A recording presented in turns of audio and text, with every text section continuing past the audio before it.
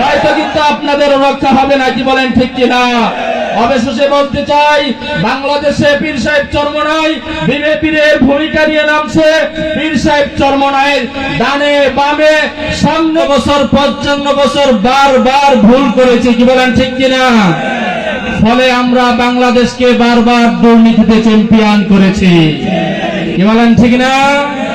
যদি বলে বাংলাদেশকে দুর্নীতিতে চ্যাম্পিয়ন কে করেছে, আপনারা বলতে পারবেন না? আশ্চর্য ব্যাপার। যদি বলে চাঁদাবাজের দলকে, সাথে সাথে বলে বলতে পারবেন, কি বলেন ঠিক না? খুনির দলকে বলতে পারবেন না? এদেরকে আপনারা চিনতে পেরেছেন তো, কি বলেন ঠিক কিনা?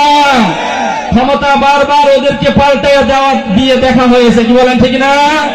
এবার সব মার্কা দেখা শেষ, হাত পাকার বাংলাদেশ, কি বলেন ঠিক কিনা? আমরা বারবার দেখেছি, আর ওদেরকে দেখতে চাই না।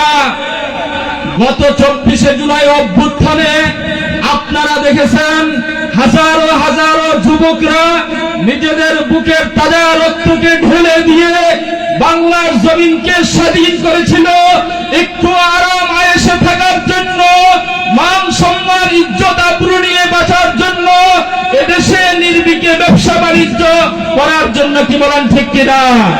কিন্তু আজকে আমরা কি দেখতে পেরেছি? স্বামীকে বেঁধে রেখে স্ত্রীকে স্বামীর সঙ্গে দর্শন করা হয়েছে, এবং আমার ভাই ব্যবসায়ীকে দিবালোকে ব্যবসায়ীদের সামনে পাথর দিয়ে থেতু করে মেরে ফেলা হয়েছে, কি বলেন ঠিক কিনা? এমন বাংলাদেশ বাংলার জনগণ চায় না। বাংলার জনগণ সচেতন হয়েছে, এদেরকে প্রতিরোধ করবে ইনশাআল্লাহ। আমি ব্যবসায়ী ভাইদেরকে বলবো, আপনাদের সংগঠন আছে, আপনারা দেখেছি একজন ব্যবসায়ীকে হত্যা করার পর আমাদের ইসলামী যুব আন্দোলন সর্বপ্রথম মাঠে নেমেছে, কি বলেন ঠিক কিনা? আপনারা ব্যবসায়ীরা কোথায়? আপনাদের ব্যবসায়ীকে হত্যা করা হয়েছে, প্রয়োজনে একদিন ব্যবসা বন্ধ করে হলো আপনারা সবাই ঐক্যবদ্ধভাবে এই খুনিদের বিরুদ্ধে, এই সন্ত্রাসদের বিরুদ্ধে, এই চাঁদাবাজদের বিরুদ্ধে মাঠে নামেন। হয়তো কিন্তু আপনাদের রক্ষা হবে না, কি বলেন ঠিক কিনা? অবশেষে বলতে চাই, বাংলাদেশে পীর সাহেব চরমনাই বিজেপির ভূমিকা নিয়ে নামছে।